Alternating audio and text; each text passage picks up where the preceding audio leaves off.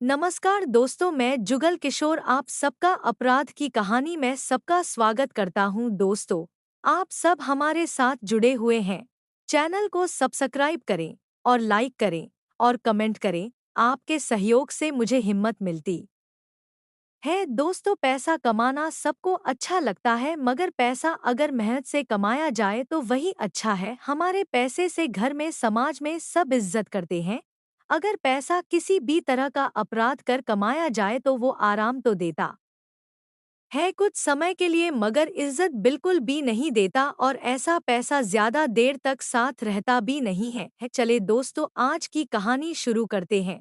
सुरजीत को प्रीति से नहीं, उसकी करोड़ों की जमीन से प्यार था, जिसे पाने के लिए उसने सोनू की मदद से षड्यंत्र रचकर उसके पति विजय और नरेश की हत्या की। फिर इलाके की गश्त से लौटते लौटते मुझे सुबह के 4 बज गए थे। थाने आते ही मैंने एक सिपाही से चाय बनाकर लाने को कहा। पूरी रात गश्त करने की वजह से काफी थकान महसूस हो रही थी, इसलिए कमर सीधी करने की गरज से मैं रेस्टरूम में पड़े बेड पर लेट गया। सिपाही चाय बनाकर लाता, उसके पहले ही मुंशी ने मेरे पास आकर कहा, सर, अभी अभी मुंडिया चौकी से वायरलेस संदेश आया है कि गुरु तेग बहादुर नगर की गली नंबर 3 में किसी की हत्या कर दी गई है। चूंकि संदेश स्पष्ट नहीं था, इसलिए अधिक जानकारी नहीं मिल सकी थी। लेकिन उसके बाद चौकी इंचार्ज सब इंस्पेक्टर वरणजीत सिंह ने फोन करके मुझे जल्दी घटनास्थल पर पहुंचने को कहा है। मुंशी अपना काम करके चला गया था। हत्या की जानकारी मिलने पर चाय पीने का होश कहाँ रहा। चाय की बात भूलकर मैं उठा और परिसर में खड़ी जीप पर सवार होकर ड्राइवर से मुंडिया चौकी की ओर चलने को कहा। मेरे जीप पर सवार होते ही मेरे साथ गश्त कर रहे सिपाही भी जीप पर सवार हो गए थे। सबके सवार होते ही जीप चल पड़ी थी। मुंडिया चौकी, लुधियाना चंडीगढ़ रोड पर मुंडिया गांव से लगभग 6 किलोमीटर की दूरी पर थी। सड़क से गांव जाने वाली टूटी फूटी सड़क पर हम हिचकोले खाते हुए लगभग 25 मिनट में मुंडिया चौकी पहुंचे। चौकी का मुंशी हेड कांस्टेबल सुखविंदर सिंह चौकी पर ही मिल गया था। उसे साथ लेकर मैं घटनास्थल पर जा पहुंचा। चौकी इंचार्ज वरणजीत सिंह और हेड कांस्टेबल हरभजन सिंह वहां पहले ही पहुंच गए थे। जिस घर में वारदात हुई थी, उसके सामने काफी भीड़ जमा थी। उन्हीं लोगों के बीच 24 से 25 साल की एक खूबसूरत औरत दहाड़े मार कर रो रही थी। पूछने पर पता चला कि इसका नाम प्रीति है और इसी के पति की हत्या हुई है। जिसकी हत्या हुई है, उसका नाम क्या है? मैंने सब इंस्पेक्टर वरणजीत से पूछा तो उसने बताया, सर, एक नहीं, 2 लोग मारे गए हैं। यह महिला रो रही है। इसके पति का नाम विजय कुमार था। दूसरा उसका साथी नरेश था। उसकी लाश ऊपर के कमरे में पड़ी है। एक ही मकान में 2 से 2 हत्याओं की बात सुनकर मैं चकरा गया। प्रीति का रो रो कर बुरा हाल था। वह छाती पीट पीट कर रो रही थी। आस पड़ोस की औरतें उसे संभालने की कोशिश कर रही थी। फिलहाल वह कुछ बताने की स्थिति में नहीं थी, इसलिए मैंने मोहल्ले वालों से घटना के बारे में पूछना शुरू किया। उन लोगों ने बताया कि 2 गोलियां चली थी।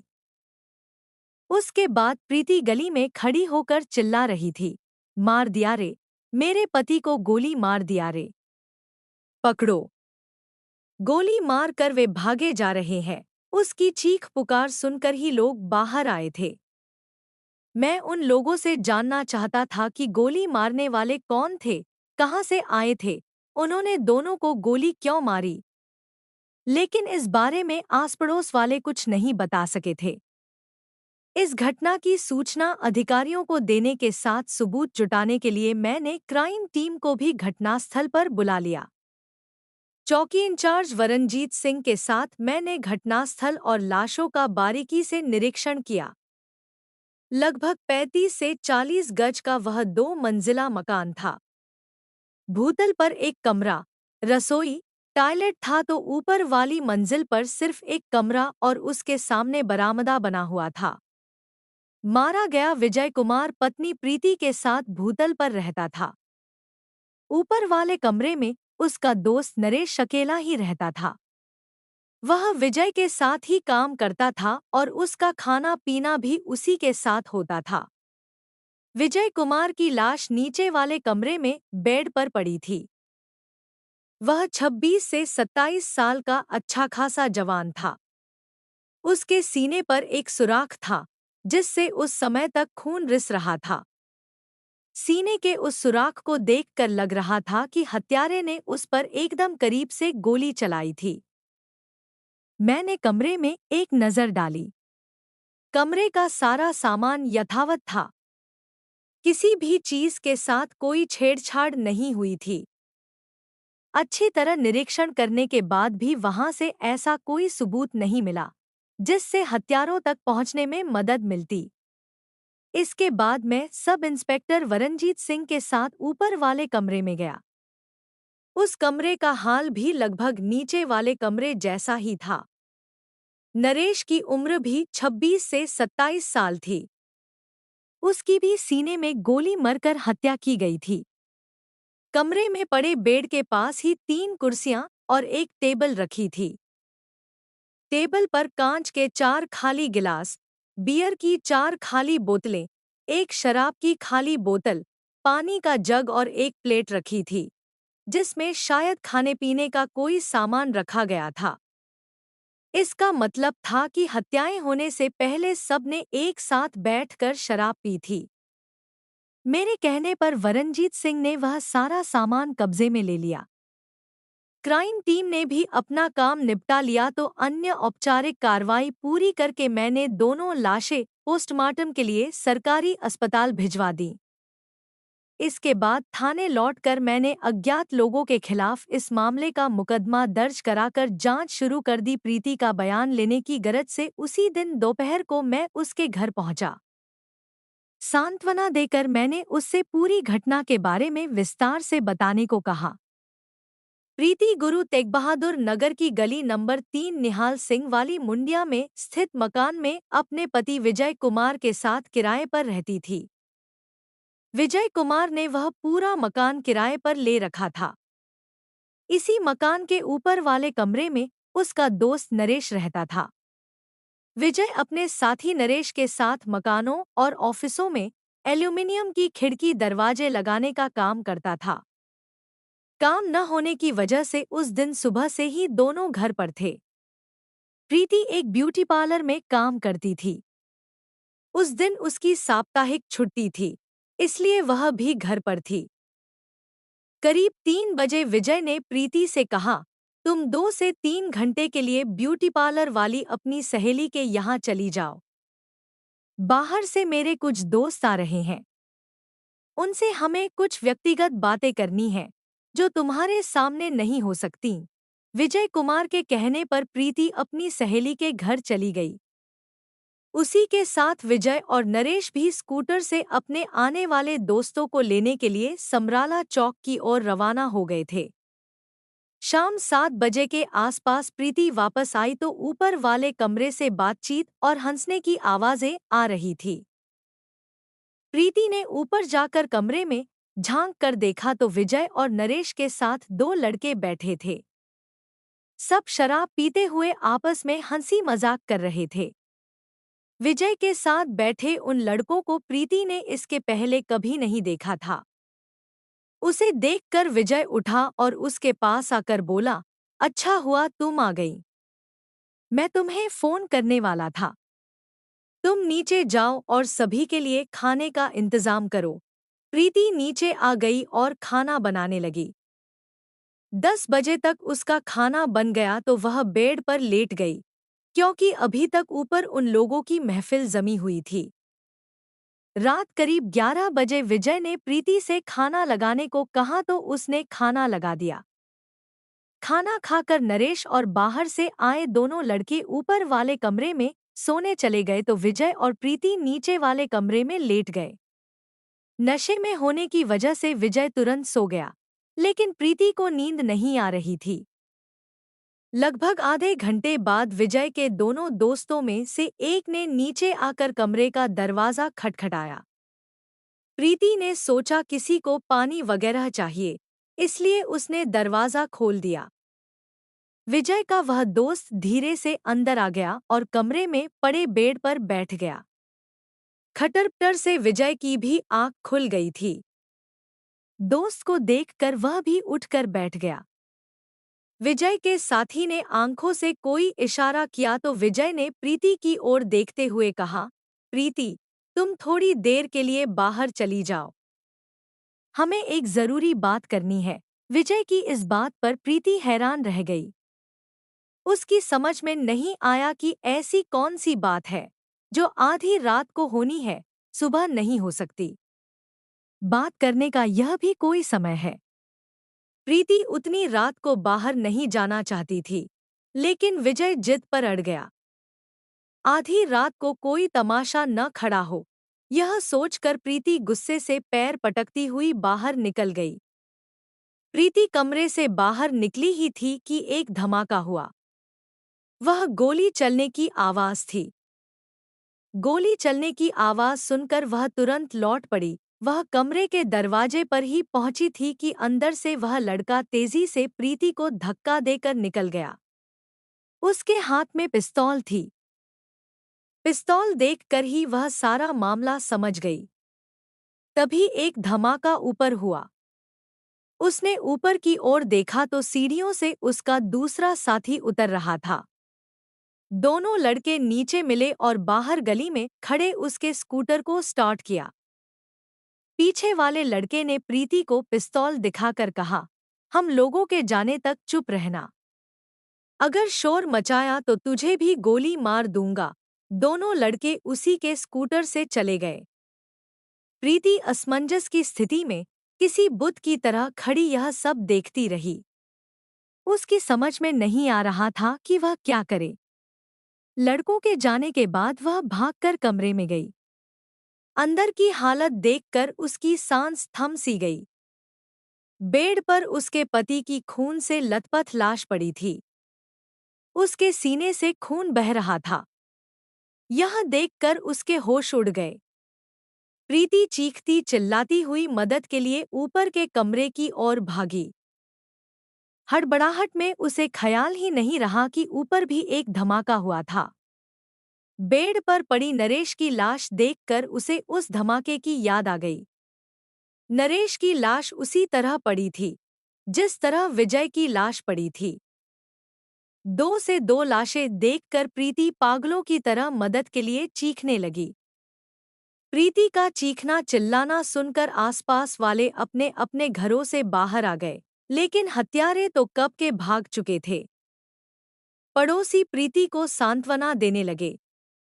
इतनी जानकारी मिलने के बाद मैंने प्रीति से हत्यारों का हुलिया जानना चाहा तो उसने बताया, दोनों की उम्र 30 साल के आसपास रही होगी। उनकी लंबाई ठीक ठाक थी। उनके सिर के बाल छोटे छोटे थे।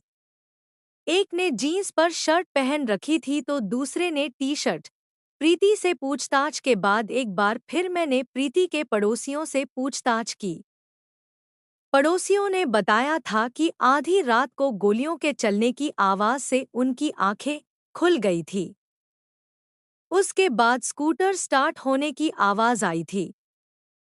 स्कूटर के चले जाने के कुछ देर बाद प्रीति के चीखने चिल्लाने की आवाज आई तो सभी घर से बाहर आकर उसकी ओर दौड़ पड़े थे। लुधियाना का मुंडिया कलां अभी नया बस रहा मोहल्ला था, इसलिए वहां के ज्यादातर प्लॉट खाली पड़े थे। लेकिन यह मोहल्ला सुनसान भी नहीं था। प्रीति जिस गली नंबर 3 के मकान में रहती थी, उस गली में कोई भी प्लॉट खाली नहीं था।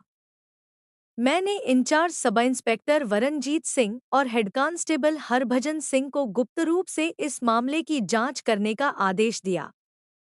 अब तक की जांच से यह पता चल गया था कि हत्यारे मारे गए लोगों की जान पहचान के थे।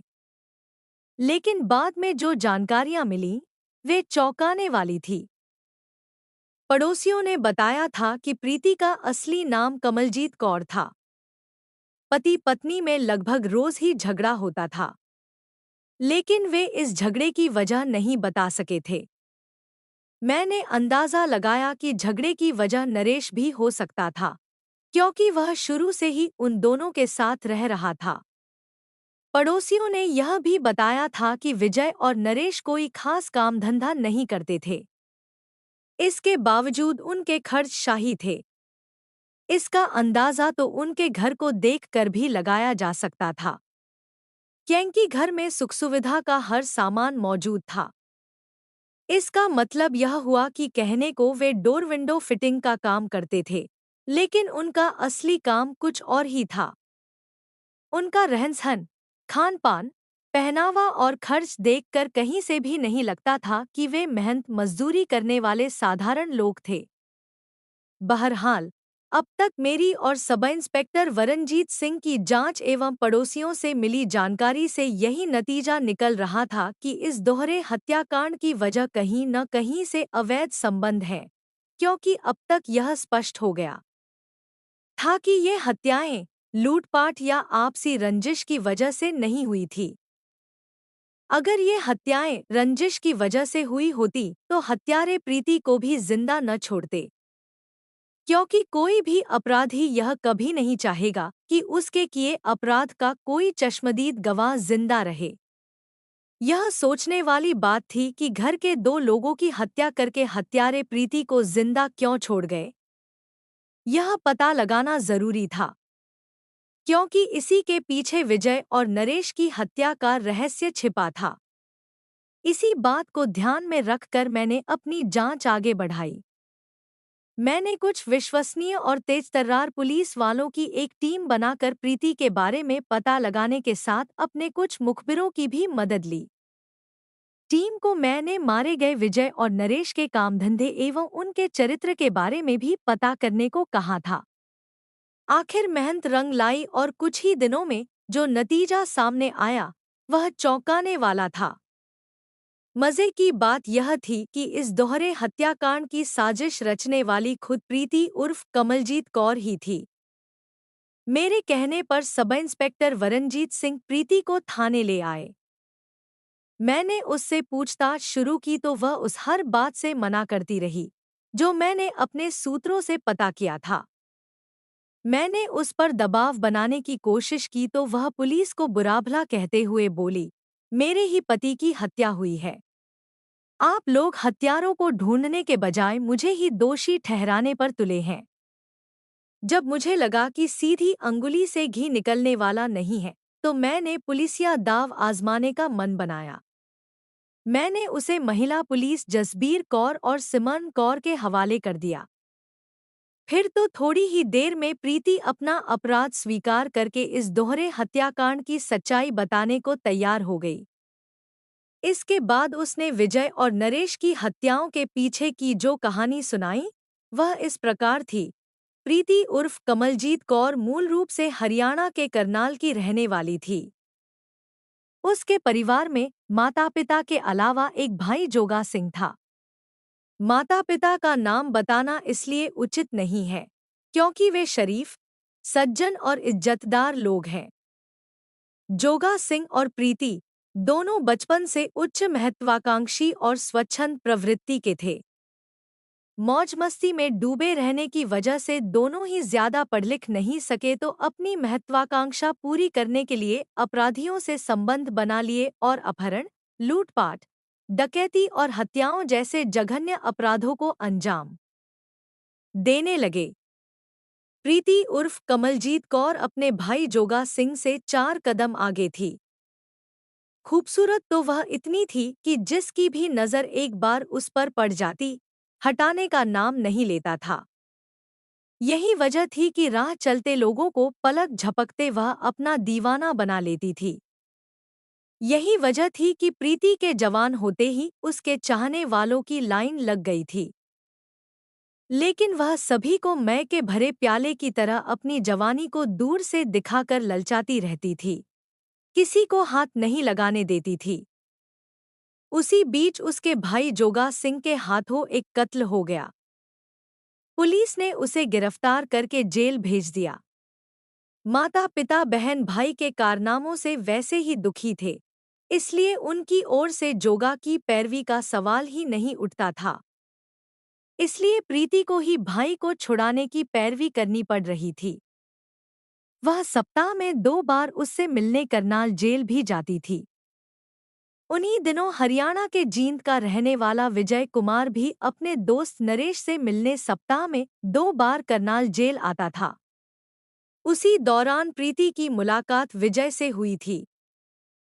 विजय भी हृष्टपुष्ट एवं इस तरह का खूबसूरत युवक था कि कोई भी लड़की उसे देखे तो कम से कम एक बार उसे और देखने का मन हो जाए। विजय शक्ल सूरत और पहनावे से ठीक ठाक तो लगता ही था, यह भी लगता था कि उसके पास पैसों की कमी नहीं है। जबकि सच्चाई यह थी कि वह हरियाणा के एक ऐसे अपराधी गिरोह का सदस्य था जो लूटमार, अपहरण और डकैती आदि से मोटी कमाई कर रहा था। बहरहाल, जेल में अपने अपने मिलने वालों का नाम लिखवा कर विजय और प्रीति जेल के बाहर बैठ कर मिलाई का इंतजार करते थे। प्रीति सुंदर तो थी ही, विजय खाली समय में उसे ही ताकता रहता था। स्मार्ट विजय प्रीति को भा गया, इसलिए वह भी उससे आंखें मिलाने लगी। परिणाम स्वरूप जल्दी ही दोनों में दोस्ती हो गई तो वे सबसे अलग हटकर एकांत में एक साथ बैठने लगे। जल्दी ही दोनों की यह दोस्ती काफी गहरी हो गई। विजय अपने दोस्त नरेश की जमानत की कोशिश कर ही रहा था। प्रीति से दोस्ती के बाद उसने जोगा की जमानत के लिए कोशिश ही नहीं की, बल्कि पैसा भी पानी की तरह बहाया। उसी की कोशिश का नतीजा था कि नरेश के साथ जोगा को भी जमानत मिल गई। नरेश और जोगा की जमानतें हो गईं, तो विजय और प्रीति का करनाल जेल जाना बंद हो गया। लेकिन अब तक दोनों के संबंध इतने गहरे हो चुके थे कि वे कभी हिसार तो कभी जींद तो भी करनाल तो कभी कुरुक्षेत्र में मिलने लगे। विजय ने प्रीति पर जो एहसान किया था, वह उसे कैसे भूल सकती थी। धीरे धीरे वह विजय के इतने करीब आ गई कि घर वालों को बिना बताए ही विजय से कोर्ट मैरिज कर ली। माँ बाप से तो वैसे भी कोई मतलब ही नहीं था, लेकिन बहन का यह कदम भाई जोगा सिंह को भी अच्छा नहीं लगा। अतः वह भी उससे नफरत करने लगा, क्योंकि वह विजय की असलियत अच्छी तरह जानता था। शादी के बाद कुछ दिनों तक प्रीति विजय के साथ करनाल में रही, लेकिन उसके बाद विजय और नरेश उसे लेकर लुधियाना आ गए। लुधियाना के मुंडिया में किराए का मकान लेकर सभी एक साथ रहने लगे। दरअसल विजय का प्रीति से शादी करके लुधियाना आने की वजह यह थी कि हरियाणा पुलिस, खासकर जींद पुलिस विजय और नरेश के पीछे हाथ धोकर पड़ गई थी। वे कभी भी एनकाउंटर में मारे जा सकते थे, इसलिए वे लुधियाना भाग आए थे। प्रीति से शादी उसने इसलिए की थी कि पत्नी के साथ रहने पर लोगों को संदेह कम होता है और मकान वगैरह भी आसानी से मिल जाता है। विजय और नरेश आपराधिक गिरोह के सदस्य हैं। यह बात प्रीति को पहले मालूम नहीं थी, लेकिन जब उसे इस बात का पता चला तो भी उसने बुरा नहीं माना, क्योंकि वह ऐशो-आराम से जीने की आदी थी। विजय के पास किसी चीज की कमी नहीं थी। इसके अलावा उसके पास रुतबा भी था। उसके एक बार कहने पर विजय और नरेश किसी को भी गोली मार सकते थे। विजय और प्रीति का दाम्पत्य ठीक ठाक चल रहा था, लेकिन इसमें दरार तब आ गई जब विजय को अपने दोस्त नरेश को लेकर प्रीति पर शक हो गया। दरअसल हुआ यह कि एक दिन नरेश जल्दी घर आ गया। खाना खाकर वह प्रीति के पास बैठकर बातें करने लगा। किसी बात पर दोनों हंस रहे थे कि तभी अचानक विजय आ गया। उसने नरेश और प्रीति की इस हंसी का कुछ और ही नतीजा निकाल लिया। अपराधी प्रवृत्ति के लोगों की सोच कुछ ऐसी होती है, क्योंकि उन्हें जब स्वयं पर ही विश्वास नहीं होता तो वे दूसरे पर भला कैसे विश्वास कर सकते हैं। बस उसी दिन से विजय और प्रीति के बीच क्लेश शुरू हो गया। धीरे धीरे यह क्लेश इतना बढ़ गया कि प्रीति विजय से नफरत करने लगी। उसी दौरान विजय के घर उसके गिरोह के सरगना सुरजीत का आना जाना शुरू हो गया। सुरजीत बिट्टू और सोनू डागर का एक ऐसा गिरोह था जिसका आतंक उन दिनों पूरे हरियाणा में था। इनके हाथ इतने लंबे थे कि जेल में रहते हुए भी ये आपराधिक गतिविधियों को अंजाम देते रहते थे। नरेश और विजय सुरजीत के गिरोह के सक्रिय सदस्य थे। उसी बीच किसी बैंक को लूटने के चक्कर में सुरजीत कई दिनों तक विजय के घर रुका तो प्रीति की खूबसूरती पर वह रीझ गया। वहां रहते हुए उसने देखा था कि विजय रोज शराब पीकर उसकी पिटाई करता है। प्रीति की परेशानी को देखते हुए एक दिन उसने कहा, प्रीति, अगर तुम विजय को छोड़ दो तो मैं तुम्हें अपनाने को तैयार हूं। मैं तुम्हें रानी बनाकर रखूंगा। तुम्हें तो पता ही है कि गिरोह का सरगना मैं हूं। विजय और नरेश मेरे गिरोह के सदस्य हैं। मेरे सामने इनकी क्या औकात है। अगर मैं इन्हें अपने गिरोह से निकाल दूं तो इन्हें सड़क पर खड़े होकर भीख मांगनी पड़ेगी। प्रीति भी महसूस कर रही थी कि सुरजीत उस पर पूरी तरह से फिदा है। उसकी बात में दम भी था। गिरोह का सरगना वही था। उसने देखा भी था कि किसी की भी हिम्मत उसके सामने बोलने की नहीं होती थी। उसके सामने शेर बना रहने वाला विजय सुरजीत के सामने आंख तक नहीं उठाता था। प्रीति सुरजीत की बात मानकर उसकी झोली में जा गिरी। अब समस्या यह थी कि विजय से कैसे पीछा छुड़ाया जाए। अगर सुरजीत चाहता तो अपनी ताकत के बल पर भी प्रीति को अपने साथ भी रख सकता था। लेकिन इसमें खतरा था। जोरू के लिए आदमी कुछ भी कर सकता है। सामने से नहीं तो पीछे से विजय वार कर ही सकता था। इसलिए सुरजीत ने सोचा, विजय को खत्म कर दिया जाए। जब वह रहेगा ही नहीं तो वार कौन करेगा।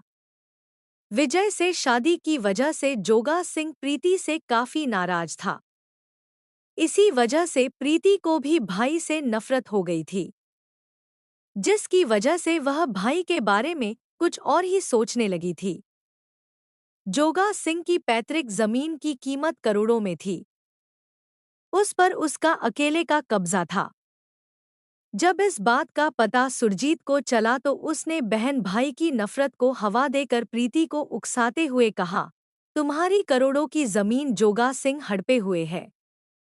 अगर उसे निपटा दिया जाए तो करोड़ों की वह जमीन तुम्हारी हो सकती है। करोड़ों की जमीन के लालच में प्रीति भाई की हत्या कराने के लिए तैयार हो गई। इसके बाद वह सुरजीत को लेकर जींद के सापर गांव में रहने वाली अपनी बड़ी बहन बलजीत कौर के यहाँ भी गई। उसने भी हामी भर दी, क्योंकि जोगा सिंह ने उसे भी हिस्सा नहीं दिया था। इसके बाद सुरजीत ने जो योजना बनाई उसके अनुसार पहले विजय और नरेश को ठिकाने लगाकर प्रीति को हासिल करना था। प्रीति के साथ आने के बाद उसे जोगा सिंह से प्रीति के हिस्से की जमीन मांगना था। अगर उसने जमीन दे दी तो ठीक, अन्यथा उसे ठिकाने लगाकर पूरी जमीन पर कब्जा कर लेना था। इसके बाद प्रीति को भी ठिकाने लगाकर करोड़ों की उस जमीन पर वह कब्जा कर लेता। इस योजना को अंजाम देने के लिए सुरजीत ने सोनू डागर को साथ मिला लिया। यहाँ यह बताना जरूरी है कि सुरजीत और सोनू सजायाफ्ता अपराधी थे।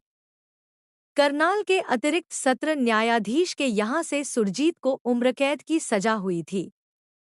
6 साल की सजा काटने के बाद 7 मार्च 2009 को वह 32 दिनों के पैरोल पर जेल से बाहर आया तो लौट कर गया ही नहीं। इसके बाद अदालत से उसे भगोड़ा घोषित कर दिया गया था।